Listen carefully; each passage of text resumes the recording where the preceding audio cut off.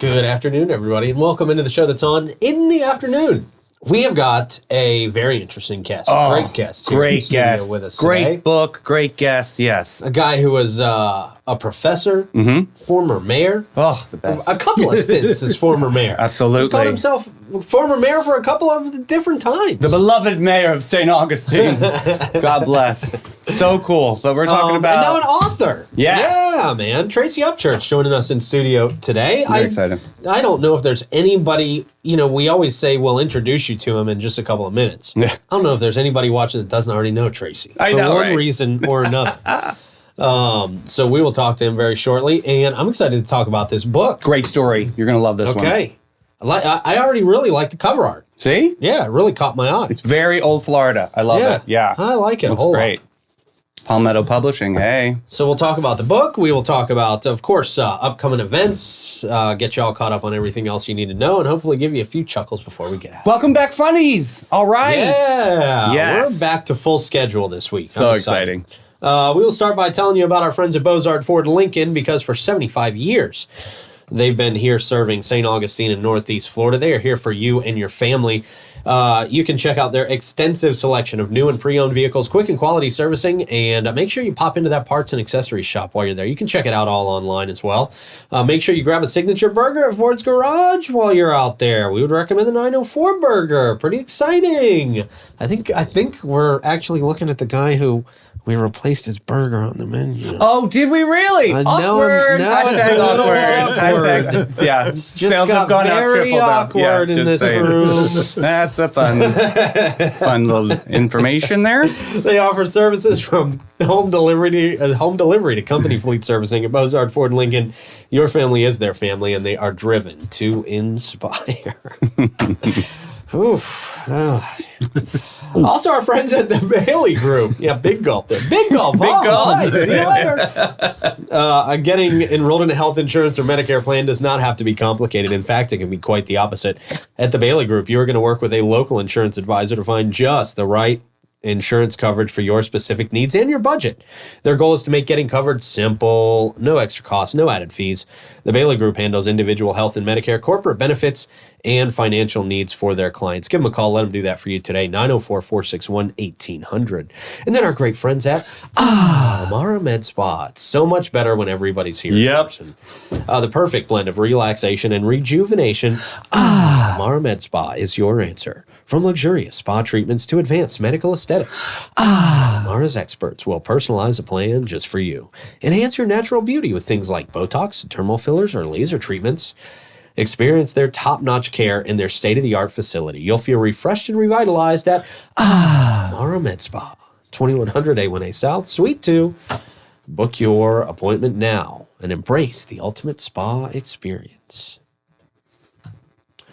Is it just so awkward that it's funny? Is that what it is? No, it's so Everybody good. just laughs. People just can't stop laughing at it. Icebreaker. Tracy Upchurch joins us here in studio. Former mayor. Yep. Professor. Oh. We'll talk about that. Some news there. And now a publisher. This is awesome. Published author. Yeah. Very a cool. Published author. Very, very cool. Yeah. Thank How are you, sir? Great. I really appreciate y'all having me on and the chance to kind of hang out with you and talk about the book. I'm excited to talk about the book. What made you want to write a book? It's not an easy process. I imagine it probably took you years. It did take me years. This book probably has the longest gestation period in the world of books. I've always loved to read, and I've always wanted to write. And so when I was a little kid, June 6, 1966, the significance of the sixes has none, I started a book log. And little kid at R.B. Hunt, and I started writing down every book I read, and I did it for about 40 plus years. That's awesome. Which tells you something about my nerd factor. But How many do you think you have total? You've got to go on my website and read my blog about my book log. But I just was looking at it the other day, and when I quit, which was 10 plus years ago, it was 452 or something like that. Okay.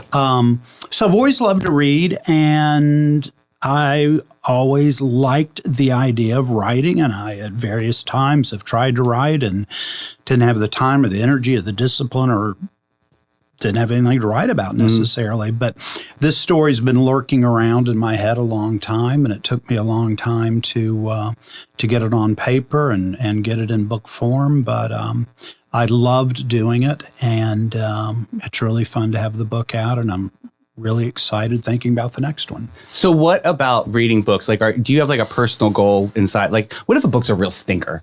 I mean, do you finish the book, or do you you have to put it down, you have to walk away? What's your rule there? Oh, throw it away. Really? If it's not a 4 or 5. Got it. Life is too short. I always felt so guilty. Yeah. It's particularly at 67.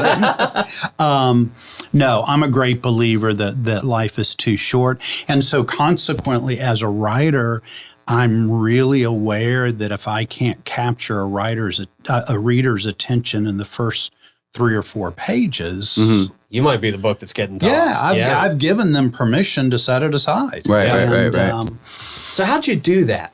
How when you're very consciously thinking as an avid reader, I have to hook them in this amount of time. What did you kind of do? What did you kind of do to do that, I guess? Well, gosh, I don't know. I do know this. When I got an answer. Your wife. She was an incredible part of this. Beth, got to give her a shout out. I do, when I teach, particularly at the beginning of the semester, intentionally try to confuse students. Not confuse, but really make them work to make the connections. Okay. And I'm very candid with them. A student like my wife, that drives her crazy. She kind of needs to know where we're going, then she can relax and enjoy the trip. Right. I'm just the opposite. I think I like what's going on here. I kind of like trying to figure out the pieces. But again, I tell my students when they write an essay, if you don't grab your reader by the collar, there's a billion other things we could be reading.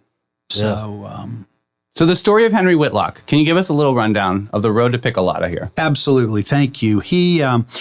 I set the story in St. Augustine during the middle of the Civil War and during the middle of the summer. Henry's a 14-year-old kid. His dad's a Presbyterian minister who has come to St. Augustine. At this point, St. Augustine is a Union garrison. St. Augustine's only Confederate for 11 months. The city secedes with the rest of the South, and by March of 1862, the Union has taken it back.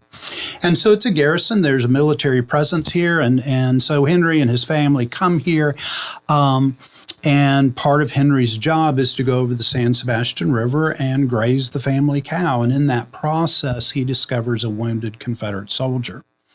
And so the story is really about Henry's effort to save the Confederate soldier. So it involves him carrying him along the Piccolata Road and meeting some characters along the way, ultimately across to the west side of the St. Johns River. And so it's very much a coming-of-age story for Henry, because Henry's a frustrated 14-year-old who's got an inept father. But there's also a little bit of a significant maturation on the father's part during the course of the story, because he's wound really tight and he loosens up a little bit during the course of this week or so. The idea for the story I've had for a long time, but there's actually I'm going to call it an urban legend, an old story around town that something very similar happened. Okay. So there is, I don't think there's truth to it, but there's an old story. Okay. And so if you think about it, much of this is happening at US 1 and King Street, and it becomes Piccolata Road. And it's interesting that you picked 14 for his age, because obviously you said it was like a coming of age. Was that at that time period? Was like 14 the 18 that we have nowadays? No. I think that's a little bit of a misnomer that people matured quicker. or that they had greater legal standing than they do. The ages were pretty significant. So, for instance, during the Civil War, both the Confederacy and the Union has a draft, and it's 18, just like it would be today. And so, while I think there was some flexibility, there's a great book that's out about boys in the Army, some 100,000. Wow. And, they're there for all sorts of reasons. But between the two armies, I think that's the number that we have. So it is an interesting idea. Yeah. One of the other things I tried to get at is these aren't real soldiers. They're not fighting. They're scouting. They're sleeping in the woods. And so there's a little bit of play. And while there's some death and some amputation and that sort of thing, the Confederates that were guarding, that were watching St. Augustine, weren't really engaged in many firefights. They're riding around the woods and checking on the Yankees. And so it's a little bit of a different sense of war here, at least as portrayed in the story. But even war within the family, because you see some dilemma between duty and family within the subtext of the book, right? Absolutely. And, the parents are... The parents, in fact, are not the biological parents. They are the adopted parents, not at all uncommon. Oh, wow. Childbirth at this period of time is an exceedingly dangerous thing, and so women are dying in childbirth. And so there's lots of families that are kind of put together. And so Henry comes into his parents' family without being their biological child. And so there's a little bit of that about belonging and family and kind of creating family when there's not necessarily a blood relationship. I love what you said about the cover of the book, because I love the cover of the book. And let me tell you, there's a little bit of a story there. This is from a painting by a fellow named Krondorf, who was here in St. Augustine and painting in the 1950s. And Joe and Jane Bowles owned the painting, and Kelly Conway took the photograph of it for me. My publisher was able to manipulate the image because there's a building in the middle of the original. Oh, gotcha. And so the publisher was able to exclude the building, and Cool. So I appreciate that because I love the feel for the book. It's beautiful. And, Yeah. Thank you. Yeah. So where can people find it? All the outlets where you buy books. All the imagine, right? all the online outlets have it. So Amazon and bookshop.org and Barnes & Noble and others.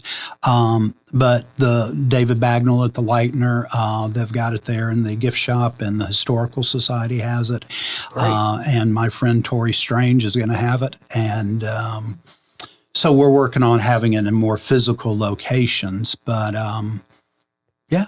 So being a former mayor and writing this book, was there anything that, in that position, did it influence you on this book at all? Like or to connect you with the Historical Society of some sort? No, I have my master's in history. I've always loved history. So back to my book log, the whole first page are biographies. Christopher Columbus and, things that boys would have read in the 1960s.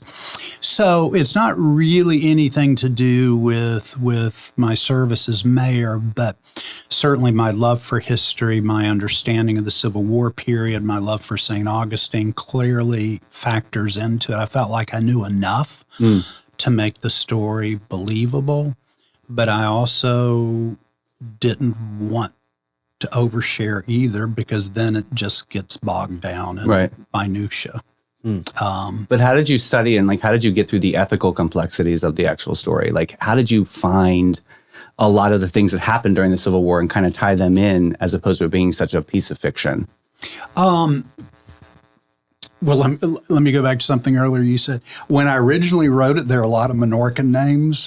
I anglicized a lot of them. Okay, yeah, I was wondering. Okay. Pomars became Pattersons. Got it. Okay. So I thought, wow, they may not like that. So I did have some sensitivity to that. several of there are lots of, what are they called, Easter eggs. So there's a lot of things there that Daniel Allen, the wounded soldier Daniel Allen, is a historical character in St. Augustine during that period. This is not his story, but it is his name. Very quickly, not to nerd out too much, there's a wonderful group of documents called the Southern Claims Commission records. And so under certain circumstances, Southerners could seek compensation from the federal government for losses they'd suffered during the Civil War. But the wonderful thing about these are sworn documents, and they allow us to get very, very deeply into the fabric of a community. And so one of the questions would be, who else was a unionist? Who else was loyal to the union that you know? Oh, well, Pete Melfi was and Dave Hensel was. And so now we've got other names. And so one of the records that I've written about in an academic sense is this fascinating family called the Southwicks. And in fact, much of this would take place on the Southwicks old farm. And her son dies, is wounded at Antietam, and dies in Richmond, and she gets a pass. How this happens, I do not know, to leave St. Augustine and go to Richmond to find her son. Wow. What a phenomenally interesting story. Really? And when they ultimately move into St. Augustine, their farm is destroyed, and other witnesses say they're basically living in a palmetto hut. And so there are these records that give us this insight to what these lives were about. And I've always been interested in the small story as opposed to the large story. I mean, yeah, we can read about the strategy and, Lincoln and all of that, and it's really interesting and really important. But what captivates me is, what was it like? What did it smell like? What was the emotion? What's the fear? What's it look like? And so that's... And those are the first 4 pages of that book, because you really do draw that in, the environment, the smell, the fear, and all of that. You feel that right in there. Well, thank you. This is excellent. Yes. I was in a writing group, and there was a woman from Brooklyn in the group, and it was my time to read again. And she says, oh, yeah, guess what? Palmettos, and it's hot. Yeah. So, yes, I worked really hard on my palmettos. I love it. Now, you've worked really hard as a professor for a very long time here at Flagler College. I understand you will be retiring after the end of this school year. Is that a bittersweet moment for you? Sure it is. How are you feeling going into that? Sure it is. I've been at Flagler 17 years. I had, just like I'd always wanted to write, I always wanted to teach. And I finally got the opportunity to do that. I'm forever grateful, and it's been a tremendous, great ride. But you always want to leave the party when it's still fun, and it's still joyful to be there and to be with my students and the intellectual rigor. There was a little post I read somewhere this morning, New York Times, about Ellen Kagan commenting on something, and so I'll be able to bring that into class today, and that's really, really fun. Super excited about retirement. My wife retired in the summer, and she's really good at it, and she's really excited for me to hang out with her. And She'll be able to give you some tips. She will give me some She's a little tips. ahead of the game. There you go. Absolutely. How do you multitask all of these incredible leadership opportunities that you've had over time? And how do you balance it and continue with the same consistency? I think one of the reasons I'm excited about retirement is I do have a lot of interest and things that excite me and that are fun and that engage me. Part of the reason the book took so long. I remember when I first became mayor the second time around, when I became mayor in 2019, I remember telling John Regan, I said, now look, I'm writing this book and I've got, well, of course, the mayor kind of pushed the book out of the way, which is fine, and it should have. So, gosh, I don't know the answer to that. Sometimes I feel like I do an awful job of it, Really? of being too divided and too split. But I've been very fortunate, and I kind of use the analogy sometimes that my life's been like Thanksgiving dinner. Mm-hmm. So everything on the buffet is absolutely wonderful, but if I eat all of it, I'm going to feel awful. Mm-hmm. And so kind of figuring out how to pace myself, and I'm no good at it, but at least I know I need to figure it out. So maybe retirement will help me. Yeah, there it is. you The go. solution. Tracy Upchurch, thank you so much for hanging out with us for a little while. Great the book chat. is The Road to Piccolata. Pick it up wherever you find books. Very exciting. Thanks Very so great much. And I Yeah. don't think it got away from me. I know we don't have time to talk about it today, but it didn't get away from me in the very beginning that you said you're working on another one. So we'll Absolutely. we will have to talk to you about that one sometime soon. Great. Thanks so much. Awesome. I really Thank you so appreciate it. much. Wow, man, that's pretty cool. Legendary interview. I loved it. I love to and- hear the journey and the character study. Yeah. And it's cool to like knock off a bucket list item like that. I Yeah. mean, that's a big deal. Yeah. That's a big deal. Very cool. And I love that, obviously, a history buff. So this is going to feel very, very accurate Yes. as well to history. So very exciting, man. Very cool. exciting. All right, let's see. Before we get to horoscopes, Speaking of history. yeah, you're going to want to be history after you hear this. Great. Now, I guess speaking of history, Old Town Trolley, right? Yes. There we go. You can check out a bunch of St. Augustine's history out there. Over 500 years of our local history, by the way. And as somebody who's lived here my whole life and heard about history and all the history of St. Augustine so many times, right? You still go on these trains and you still learn things. It's pretty amazing. 90-minute tour, 22 stops, more than 100 points of interest. You can hop on and off at different spots and enjoy different things and hop right back on. The Old Town Trolleys, they're the green trains. Check them out. Experience downtown in a new way. And check out All American Air. For 45 years, they've been serving St. Augustine and its surrounding counties. Their areas of expertise include warranty, non-warranty service work on all makes and models of AC units. They have preventative maintenance service agreements, new construction installations, and equipment replacement with high-efficiency systems. From the most efficient Lennox home systems to the iComfort Ultra Smart thermostat, All American Air has all the latest and greatest in your HVAC products. Check them out today. Get on one of those maintenance plans, 904-461-0070. And then, of course, our friends at Bin 39 Wine Bar, downtown St. Augustine, right on the Orange Street side of St. George Street. Oh. Pop in there. Yeah, there's a nice little courtyard. You can pop in, grab yourself a glass of wine or two or three, and then just sit down in that courtyard and enjoy the day. Today's going to be some great weather for sitting in the courtyard and enjoying a glass of wine or seven. And if not, then you just go inside because it's nice there too. Yeah, they got you covered, man. They want Yeah. you to have a great experience out there. Check them out. Give them a call, 904-827-5740. And everybody save the date for tomorrow. It's Galentine's Day over at Bin 39 from 2 to 5 p.m. They got Jolie on the mic. It's going to be an amazing moment. They're planning something super special. So please come Awesome.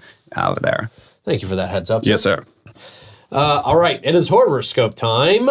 I told the stars to make it a little longer this week. They were a little short before. So here we go. Aries, Taurus, Gemini on deck. Let's get some music.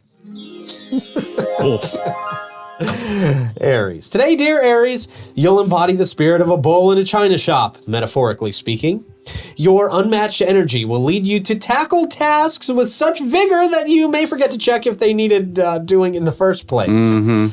Expect to enthusiastically start a new project before the old ones have finished, leaving a trail of half-done tasks that might just redefine the concept of multitasking. Oh, brutal. All right.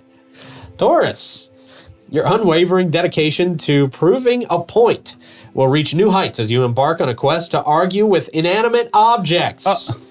That GPS suggesting a faster route? Clearly it doesn't appreciate the scenic beauty of the road less traveled as you do. Today, your stubbornness becomes your superpower, enabling you to steadfastly ignore helpful advice in favor of learning things the hard way. Okay, all right. Yes. Ugh. Gemini, get ready for a day filled with lively debates, primarily with your own reflection. Your unparalleled ability to see both sides of any argument means today you'll spend more time in contemplation than in action. debating the merits of coffee over tea, and then switching sides halfway through your cup. Oh, that's going to cause you some problems. Not fun. Your conversations will be so engaging that even you might need a moment to catch your breath. All right, then. Wow. All right, there we go. Hey, I just got an email from Bev Slough that the St. Johns County School District, the FBI, then St. Johns County Sheriff's Office are offering a presentation at Creekside High School on Thursday, February 15th from 6 to 7:30 p.m. This is called Be Smart with Your Kid's Smartphone. This is such an important topic. Yep. The presentation is free and open to the public and no registration is required. So yeah, check that out. Go to St. Johns County School District page if you want some more information, but that again is February 15th from 6 to 7:30 p.m. All right. Hey, 40th anniversary of the Lighthouse 5K and Fun Run is happening. Yeah, 40 years. That's awesome. It's, of course, hosted by the world famous Junior Service League of St. Augustine. This is happening February 17th at the St. Augustine Lighthouse and Maritime Museum. It's a lot of fun. And yeah, you can check out more on their socials. All right. Very cool, man. That's a big anniversary. Big 40 years is something deal. very special. It's an 8 a.m. start time, too. That's a new thing, I think. So that's nice. All right. Yeah. Hey, last one today. Studio 94 is doing a scavenger hunt with Captain Jack White in collaboration with Studio 94. Free for kids, photo modeling class, and run with Jack. Special guest Lana Persona, RSVP in the comments on their social media page. This is happening Saturday, February 29th. Yeah, it'll be a lot of fun. So check out more on their socials. I'll put link in comments. Good stuff for kids to do. Good stuff. Thank you, sir. Yes, sir. Hey, got to tell you about our friends at Panache before we get to the funnies of the day. I can't wait to get to these here today. Yeah. It's been a hot minute, man. Since 1987, Panache has opened its doors to be a cut above the rest. Their mission at Panache, caring for their team, their guests, and their community from scalp to soul and bringing joy to the world, one service at a time. Lots of joy to your world when you're in there to Panache. They've got a carefully chosen and highly trained staff there to exceed your expectations. Same goes for their elegant salon space, and everything they do reflects the standards of an Aveda salon. Aveda's like top of the top, right? Absolutely. The best of the best. Yeah, man. Get posh and go to getpanache.com. And get tickets for Love Your Mother. They're on sale now, April 27th. Right. That is going to be awesome. I know VIP is going very quick. So yes, I will put that link in comments as well. Sweet. And the United Way of St. Johns County, yay, in comments, is a catalyst for change, bringing together businesses, volunteers, and organizations to tackle the toughest challenges that are facing our community. With your support, they can make a real difference, but they can't do it alone. They need you, your passion, and your generosity. Together, they can create a brighter future for every individual in St. Johns County. Check them out today and volunteer for some of your time. UnitedWay-SJC.org. Very good. All What do we do right. to get out of here? We got the artworks that were too good to be turned into memes, okay? Oh, okay. This first one, this art completes this dude, yes. Wow. Feels right at home there, yeah. Definitely valuable. Next up, Jesus Christ, look at the time. Oh, yeah. My grandma used to have that exact clock. It's a great clock. Yep. Next up, when you go to a fancy party but decide to steal their 50-inch TV. Yeah. Beignets. Okay. Next up, that moment when you're about to join the revolution and you realize you had promised to take the kids to the park. Oh. Yeah. Get those kids out there at the park. Throw the football. Yeah. Next up, when autocorrect hits you with "holy shot." Yeah. Then you type it into AI. That's exactly what you get. Next up, Victorian era birth control was somewhat hit and miss. Pretty good. Next up, electricity bill, oil on canvas. Oh, I know, girl, Some things yeah. never change, man. Next up, I never said that. Me with the screenshots. There you go. Yep. Those damn screenshots. And next up, I'm arguing like a fine wine in a basement untouched. Ooh. Ooh, wow. Next up, when the violin solo is so damn lit, you just become a bagel. Yeah. Wow. That's okay. That's an effect right It's there. very yoga. And our last one, when you tap your pockets but realize your phone and you realize that it's 1820 and you're just high. Yeah. Oh, yeah. yeah. Wow, Oh, yeah. That does look like a blunt. Yeah, doesn't really have his phone. Yeah. All right, man. Good stuff. Thank you for helping wrangle a good show here for today. Yes, sir. Thank you to Blake for pressing all the buttons. You guys out there for watching. We'll talk to you in the morning. Bye, everybody.